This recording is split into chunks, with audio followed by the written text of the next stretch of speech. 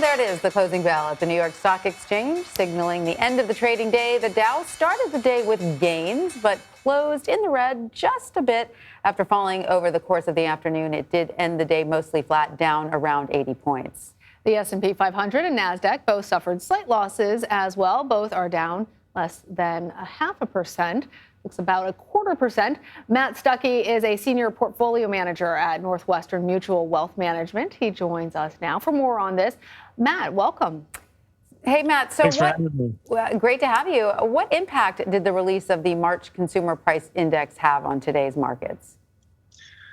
Well, I think you see the impact most profoundly in what happened in the bond market this morning after the release of the CPI results.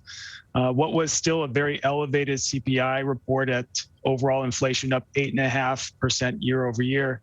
Underneath the surface, you saw a few things happening which are quite interesting. One I would point to is the core CPI number missing expectations, coming in just up 0.3% month on month. That's down from the last couple of months. And one of the reasons why you saw the bond market rally pretty sharply, especially in shorter term bonds during the initial minutes after the release.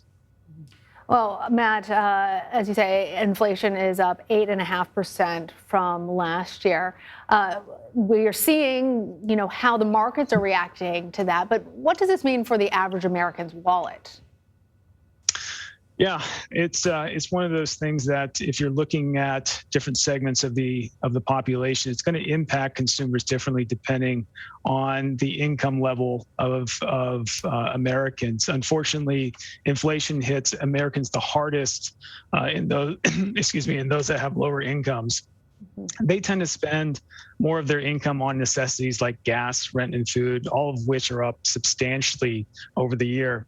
And overall, what I would say, though, is that if you look at the U.S. consumer today relative to the 1970s, however, we spend about 12% of our overall income on things like food and energy, but that was as high as 25% back in the 1970s. And so you've seen more resiliency built into the U.S. consumer as time has gone on.